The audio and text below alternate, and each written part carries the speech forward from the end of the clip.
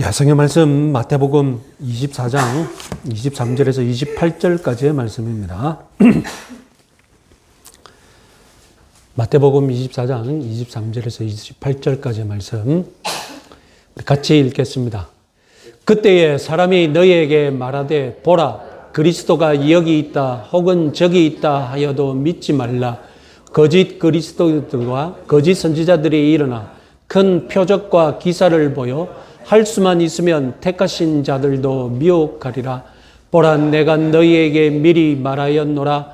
그러면 사람들이 너희에게 말하되 보라 그리스도가 광야에 있다 하여도 나가지 말고 보라 골방에 있다 하여도 믿지 말라. 번개가 동편에서 나서 서편까지 번쩍임같이 인자의 임함도 그러하리라. 죽음이 있는 곳에는 독수리들이 모일 것이니라. 아멘.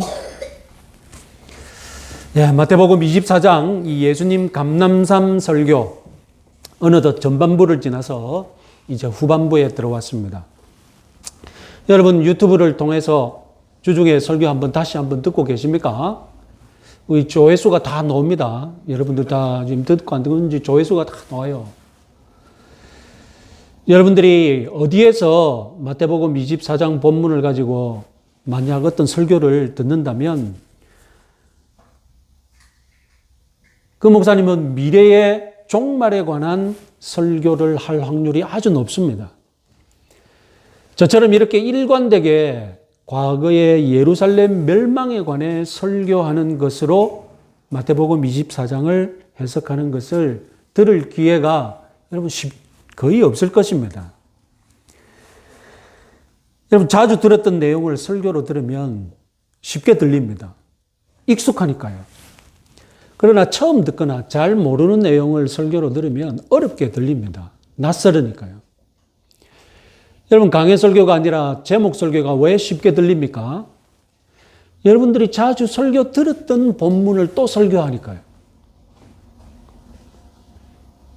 여러분들은 설교 본문을 딱 보면 신앙생활 오래 하신 분들은 목사가 어떻게 설교할지 다 예측을 하십니다. 그리고 그 예측대로 목사가 설교합니다. 그리고 오래 하신 분들은 목사가 이때쯤 무슨 예화 들 것까지 다 예측합니다. 그럼 목사는 똑같은 예화를 해요. 그러니까 얼마나 설교가 듣기 쉽고 내가 다 알고 있는 내용을 하니까 내가 마치 엄청난 그 무슨 은혜를 가지고 있는 듯한 그런 쉽게 들리고 은혜를 받기 쉽죠. 반면에 강해 설교가 왜 어렵게 들립니까? 여러분들이 한 번도 들어본 적이 없는 설교 본문을 가지고 설교를 하니까 설교 본문을 딱 보면 깝깝하거든요. 도대체 이 본문을 가지고 무슨 설교를 할지 감이 안 잡히거든요.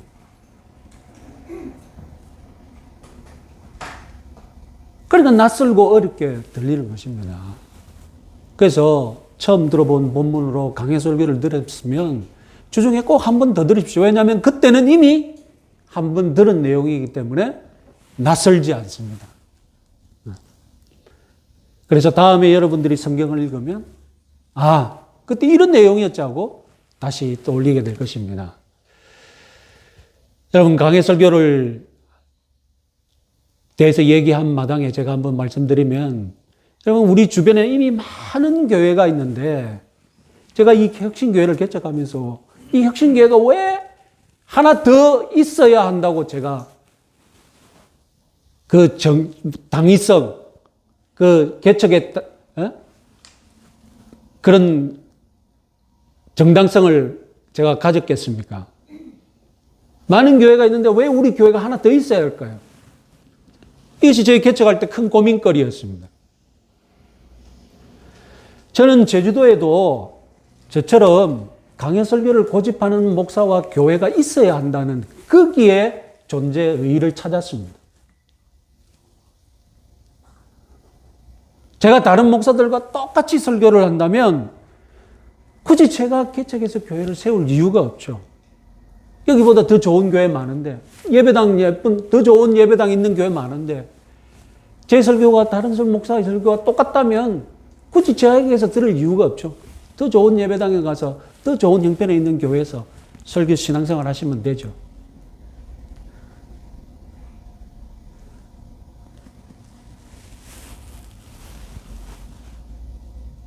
여러분들은 어떻게 생각하십니까? 제주도 서귀포에도 강해 설교가 특징인 교회가 있어야 된다고 생각하지 않으십니까? 제주도 서귀포에도 강해 설교를 고집하는 목사가 있어야 된다고 생각하지 않습니까? 성도 여러분들이 확신하시고 여러분 좀 자랑하고 다니셔야 됩니다. 우리 교회는 강해 설교가 특징인 교회다.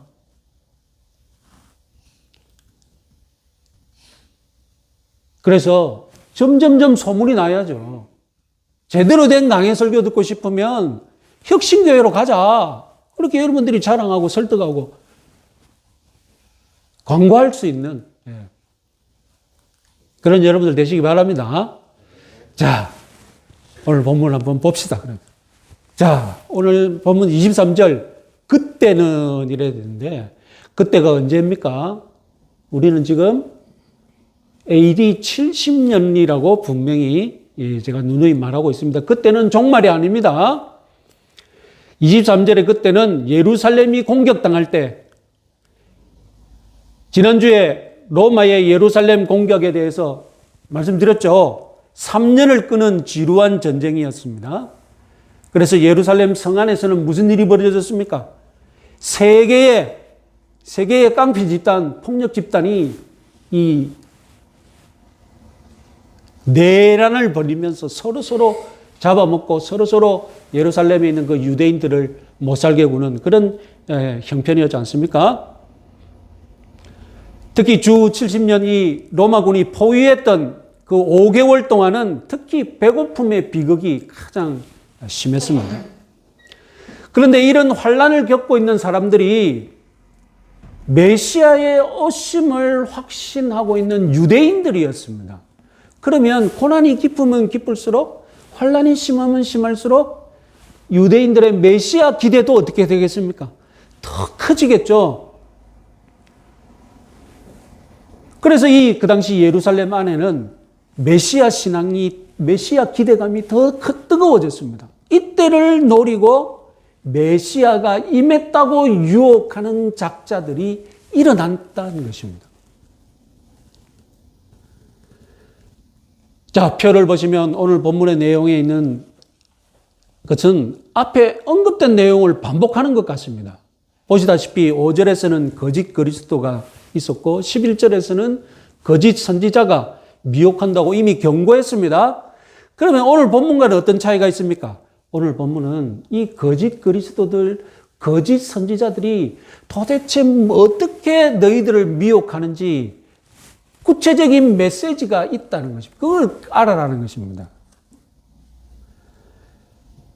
예루살렘 몰락이 가까워질수록 메시아가 임재하신다면서 미혹하는 작자들이 도대체 너희들을 어떻게 미혹할지 내가 알려주겠다고 예수님이 지금 말씀하시는 겁니다.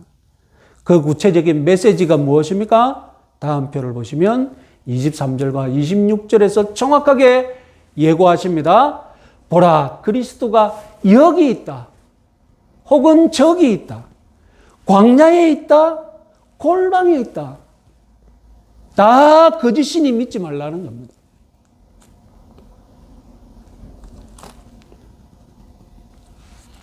너는 모르지만 나는 그리스도가 임재한 곳을 안다. 나를 따르라. 나만 알고 있다는 겁니다. 나는 메시아가 임재 있는 곳을 알고 있으니 나를 따라와서 같이 가자는 것입니다. 그렇게 미혹한다는 것입니다. 나를 따르라.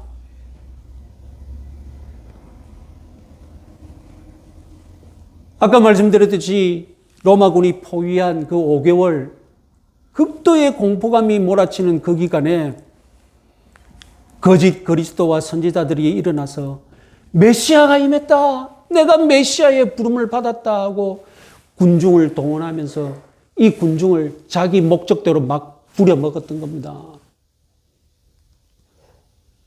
그런데 사실 이런 일은 이미 공성전 이전, 그 이전부터 있었던 일입니다. 전에 말씀드렸던 사도행전 21장 38절 말씀 같이 한번 읽어보겠습니다. 그러면 네가 이전에 소요를 일으켜 자객 4,000명을 거느리고 광야로 가던 애굽인이 아니냐. 자, 4,000명을 거느리고 광야로 나가던 애굽 사람, 이미 주후 50년대에 이런 일이 있었습니다. 광야 때문에 언급했습니다. 왜 하필 광야입니까? 광야는 유대민족이 하나님의 은혜와 보호하심을 체험한 공간이지 않습니까? 출애굽 이후에 광야 생활을 통하여서 하나님의 기적을 체험했던 곳 아닙니까?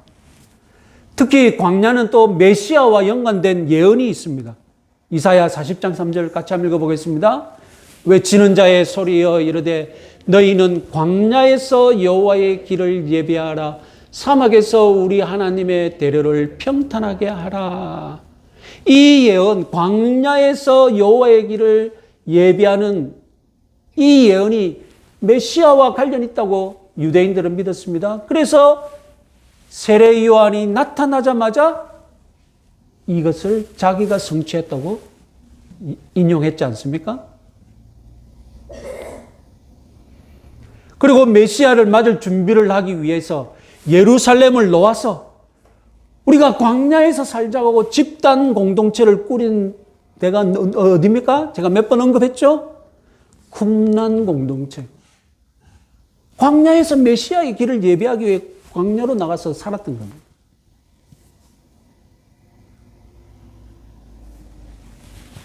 예수님 당시보다 200여 년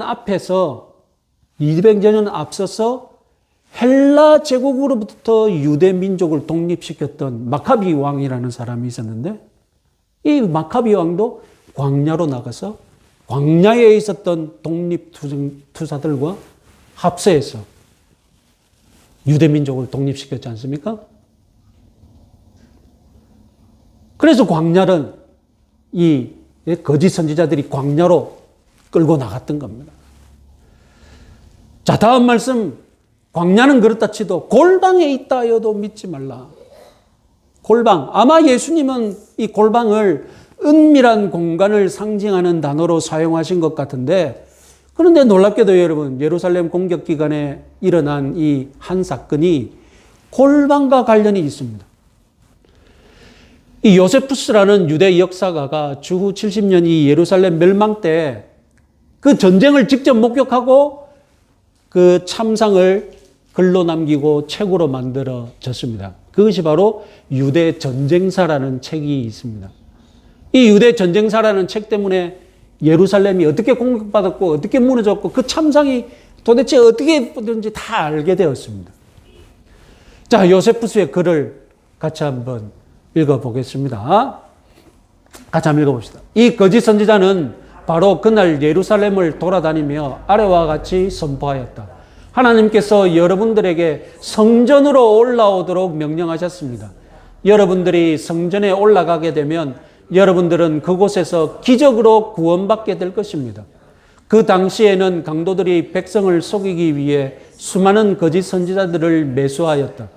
이 거짓 선지자들은 강도들의 사주를 받고 유대인들은 하나님께로부터 오는 구원을 기다려야 한다고 떠들고 다녔다.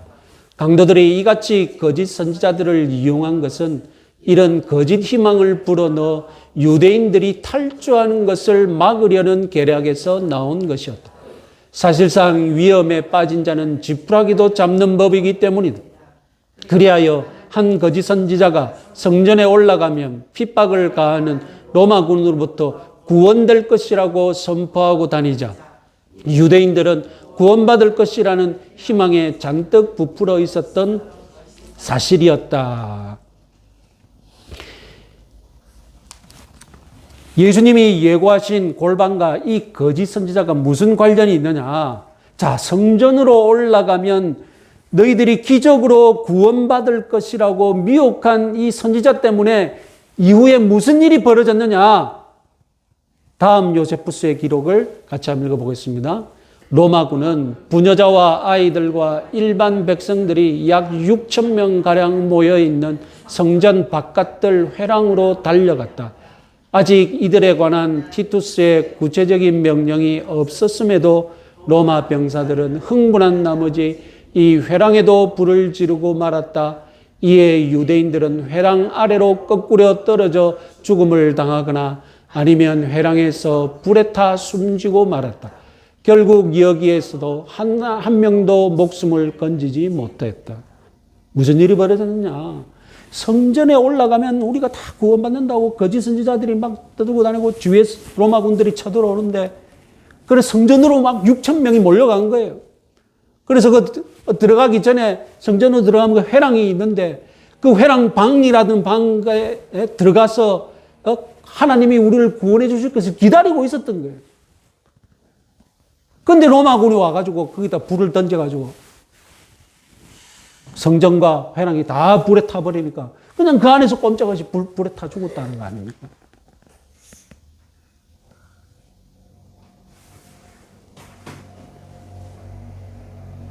여러분, 거짓 선지자들을 따라가면 지옥불에 타 죽기 전에 이 땅에서 불타 죽을 수 있습니다. 나중에 그런 사례 또 하나 말씀드리겠습니다. 24절은 이 미혹하는 자들이 큰 기적과 표적을 보여준다고 미혹한다고 합니다. 여러분, 조금 전에 성전 이 회랑에서 불타 죽은 6천 명이 미혹했던 선지자가 뭐라고 했습니까? 성전 꼭대기에 올라가면 기적의 표적을 하나님이 보여주실 것이다. 이렇게 온 성안을 휘젓고 다녔지 않습니까? 요세푸스는 이 기적을 믿기로 광야로 미혹했던 또 다른 작자를 소개하고 있습니다. 같이 한번 다음 거 한번 읽어봅시다. 직업이 직공이라는 요나단이라는 이 사악한 인물이 이곳에 잠입하여 적지 않은 수의 빈민층을 지지 세력으로 끌어들였기 때문이다.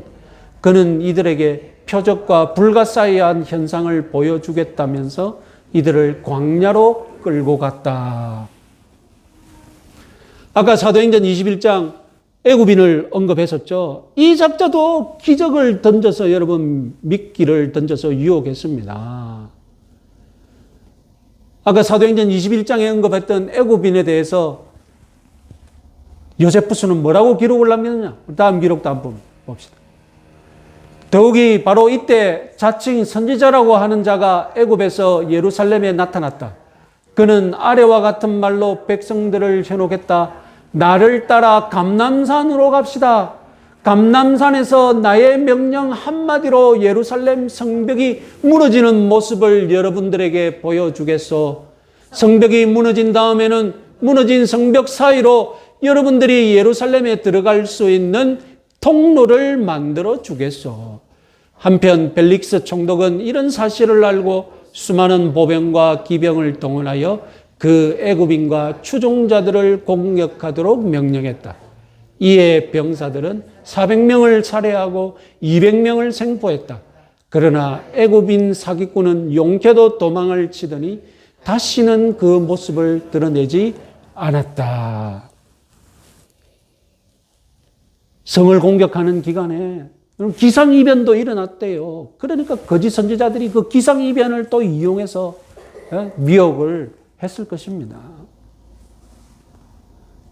그래서 주님이 하신 말씀이 뭐냐? 27절 번개가 동편에 나서 서편까지 번쩍임같이 인자의 임함도 그러하리라. 자, 여러분 이 말씀을 잘 이해하셔야 됩니다. 어렵지도 않습니다. 그런데 누구에게 먼저 말씀했는지 이해를 해야 됩니다. 이 말씀은 지금 예루살렘 멸망 때 거짓 선지자, 거짓 메시아가 와서 여기저기에 메시아가 임했으니 너는 모르지만 내가 알고 있으니 나를 따라라. 이렇게 미혹을 하는 일이 있을 것을 전제로 하신 말씀입니다. 만약 메시아가 임한다면 많은 사람들이 메시아가 임했는지 모르고 있는데 소수만 메시아가 임했다는 것을 알고 있다. 그건 말이 안 된다. 그런 일이 없다는 것입니다. 다수의 사람이 메시아가 임했는 줄 모르고 있고 소수만 메시아가 임한 것을 아니 나를 따라하라? 그런 상황이 말이 안 된다. 그런 메시아의 임함은 없다는 것입니다. 그러니까 27절 번개가 동편에서 나서 서편까지 번쩍임 같이 인자의 임함도 그러하리라. 이것은 1차적으로는 오늘날 저와 여러분들에게 하신 말씀이 아니라 주 70년 예루살렘 파괴 때 미혹당할 수 있는 자들을 위해 하신 말씀이고, 그때 많은 사람들이 메시아가 임한 것을 모르고 있는데 소수만 메시아가 임한 것을 아니 그 사람들을 따라갈 위험이 있다. 그거 다 거짓이라는 것입니다. 왜 거짓입니까? 만일 메시아가 임한다면 누구라도 다 알 수 있게 메시아가 임한다는 말씀입니다. 번개가 동에서 서에서 번쩍임같이 모든 사람이 메시아의 임함을 알고 있지, 다수는 모르고 소수만 알고 있는 메시아의 재림, 그런 것은 없다는 것이 예수님 말씀이십니다.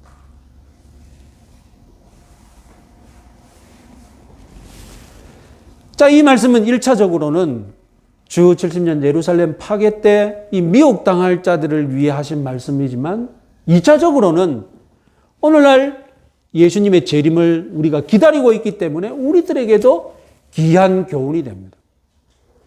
우리가 기다리는 예수님의 재림도 마찬가지입니다.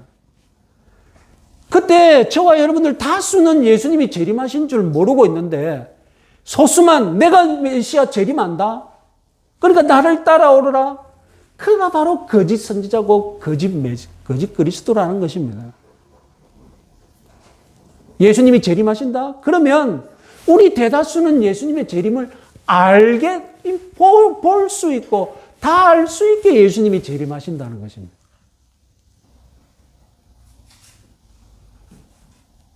여호와의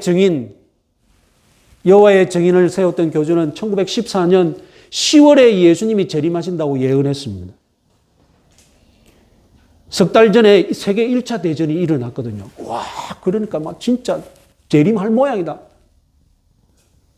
그런데 14년 10월에 재림이 없어졌어요. 안 일어났어요. 그러니까 뭐라고 우겼겠습니까? 제가 한번 지나가면서 말씀드렸죠. 뭐라고 우겼습니까? 예수님이 영적으로 재림하셨다. 안 보이게. 자기만 아는 거예요. 내가 영적으로 재림하는 거. 그러니까 여러분 딱 예수님 하신 말하고 똑같잖아요. 다수의 사람들이 예수님 재림한 건 모르는데 영 안에 있는 소수는 예수님이 재림한 것을 안다는 겁니다. 그러니까 나를 따라라.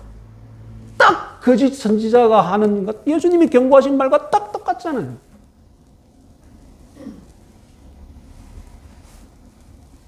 예수님의 재림은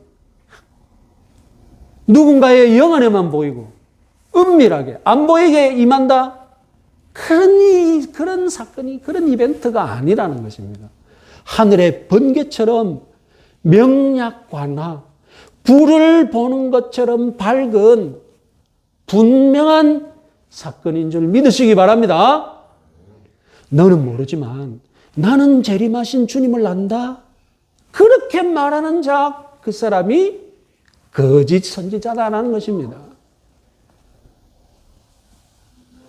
28절, 죽음이 있는 곳에는 독수리들이 모일 것이니라. 이 말씀도 이 몇 가지로 해석이 가능한 말씀입니다. 여러분 일일이 다 소개하기보다는 제가 보기에 가장 좋은 해석 하나만 말씀드리겠습니다. 앞으로 예루살렘에 일어날 모든 상황, 그 상황이 다 무엇이냐? 독수리가 시체에 몰려드는 것과 똑같다는 뜻입니다. 예수님의 제자들은 그런 상황을 보면 빨리 험한 꼴 같이 당하지 말고 어떻게 해야 됩니까? 이 예루살렘을 탈출해야 합니다. 예수님은 이미 유대 민족을 가리켜서 죽은 자라고 말씀하신 적이 있습니다. 마태복음 8장 22절 같이 한번 읽어보겠습니다. 예수께서 가라사대 죽은 자들로 저희 죽은 자를 장사하게 하고 너는 나를 쫓으라 하시니라. 그리고 계시록에서도 예루살렘을 시체가 가득한 성으로 묘사하고 있습니다. 계시록 11장 8절 말씀 같이 한번 읽어보겠습니다. 저희 시체가 큰 성 길에 있으리니 그 성은 영적으로 하면 소돔이라고도 하고 애굽이라고도 하니 곧 저희 주께서 십자가에 못 박히신 곳이니라. 예루살렘은 사실상 영적으로는 소돔과 같은 성이다. 시체가 가득하다. 이런 말씀입니다. 어떤 학자들은 독수리의 정체까지 정확하게 일치시키려고 노력하는데 그럴 필요까지는 없을 것 같습니다. 제가 보기에 독수리는 지금 시신을 뜯으려고 온 독수리는 예루살렘에 임한 환란 그 전체가 바로 독수리겠죠. 바로 앞절과 비교를 하자면 문맥상 거짓 메시아, 거짓 선지자들이 독수리 같은 작자들입니다.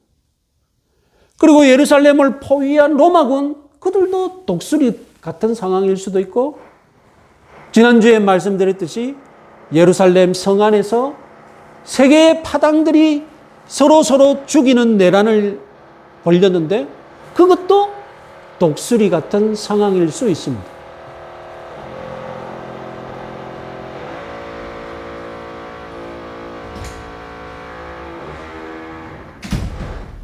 자, 그런 상황이 벌어지면 예루살렘이 독수리에게 뜯기는 그런 시신과 같은 상황이라는 것입니다. 그런 상황이 벌어지면 예수님의 제자들은 만사를 제쳐두고 탈출해야 됩니다. 독수리에게 같이 뜯기지 말라는 겁니다. 자, 오늘 말씀은 1차적으로는 주 70년 예루살렘 멸망을 준비하는 이 1세기 교인들에게 하신 말씀이지만 오늘날 끝모를 세상 종말을 준비하고 있는 우리들에게도 적용할 수 있고 유효한 교훈입니다.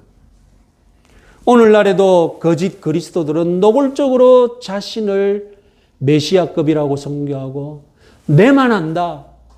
나만 따르면 종말을 준비할 수 있다. 그렇게 미혹합니다. 아까 주 70년 예루살렘 무너질 때 6천 명이 거짓 선지자에게 미혹되어서 불에 타 죽고 말았다는 기록을 우리 같이 한번 읽었죠? 그런데 여러분 오늘날에도 그 역사가 되풀이 되고 있습니다. 비슷한 사건이 있었어요. 거짓 선지자들을 따라다니다가 불타버린 이 사건 오늘날 20세기에도 일어났어요.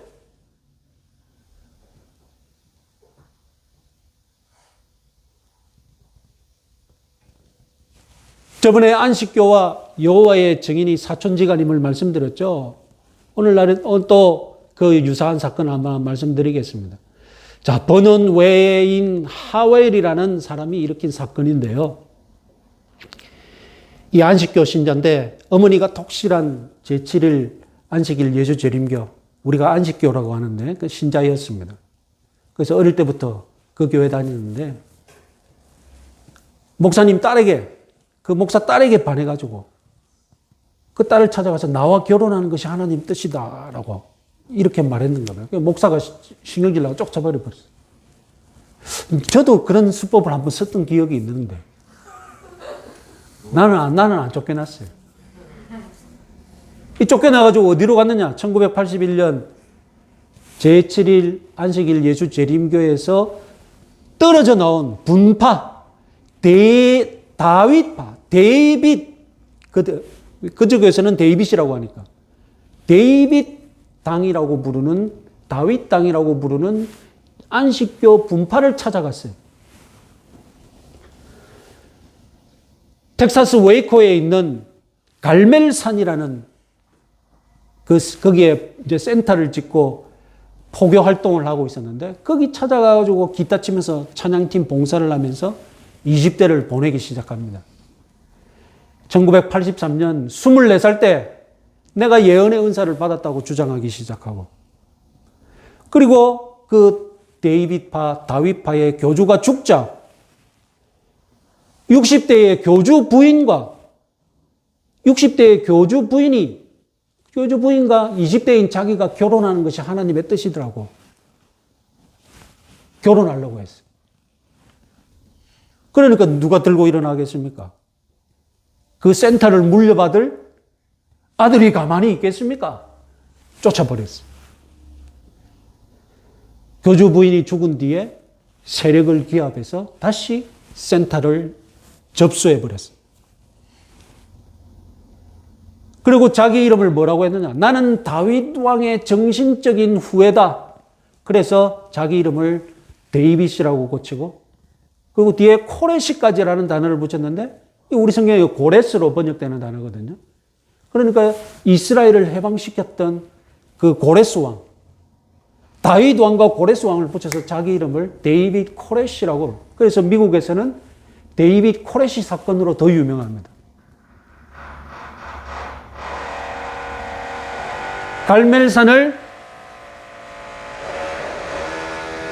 계속 해야 된답니까, 지금? 알았다고 해놓고 금방 끝났네. 그래서 이 갈멜산 선교센터를 이제 아마겟돈 전쟁을 준비하는 전진기지로 만든다면서 무기를 막 엄청 갖다 놓기 시작하는 거예요. 살상 무기를 막 그 센터 안에 갖다 놓으면서 뭐라고 했느냐? 명분이 뭐라고요? 아마겟돈 전쟁을 우리 센터가 감당해야 된다면서. 그러다가 그 센터 안에서 성적 학대 사건이 일어나고 정부에서 조사를 하고 들어오려고 하는데 무슨 일이 벌어집니까? 거부를 하면서 이제 장장 50일간 FBI와 총격전을 벌입니다. 난리가 난 거예요. 선교센터에서 그 대량 무기를 가지고 FBI하고 지금 총격전을 한다니까요. 미국이니까 가능했겠죠. 그러다가 무슨 일이 벌어졌느냐. 그만 불이 일어나서 그 화재센터에서 어른 55명, 어린아이 20명이 불타 죽고 만. 물론 총에 맞아 죽은 사람도 있고, FBI에서 총격전 하다 맞아 죽은 사람도 있고. 여러분, 오늘날에도 거짓 선지자 따라다니면 불타 죽습니다. 지옥불에 타기 전에 불타 죽습니다. 역사가 반복되고 있습니다. 우리나라 오대양 사건까지도 비슷하다고 할 수 있겠죠. 오늘날 거짓 선지자들의 또 다른 특징이 무엇입니까? 하나님 다음으로 자기를 순종해야 한다고 은근히 길들이죠. 제자 훈련한답시고 가스라이팅을 합니다. 영적인 가스라이팅.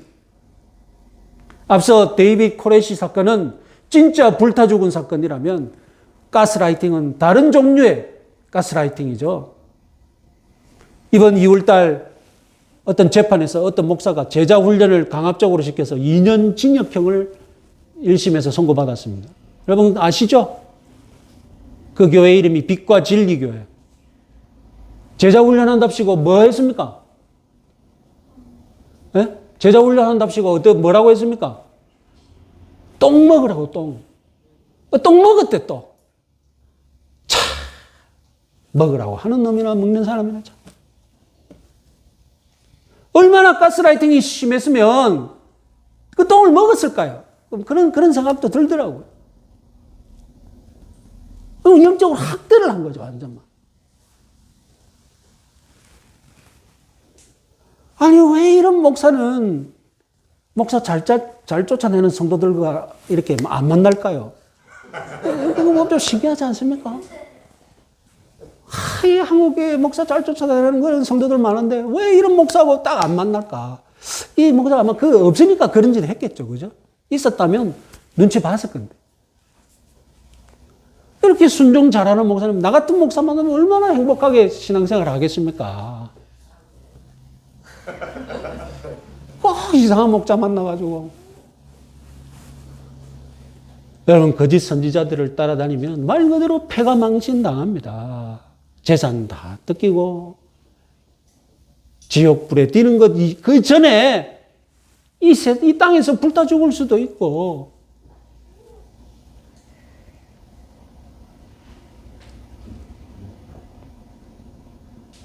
그러니 예수님이 뭐라고 말씀하십니까? 내가 이미 말하였노라.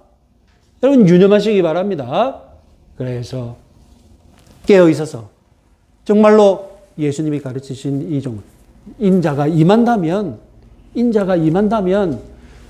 번개가 동에서 서에서 치는 것처럼 모든 사람이 알게끔 임하지, 다수는 모르는데 소수만 아니 나를 따라오느라 내가 재림하신 주님을 소개해 주겠다.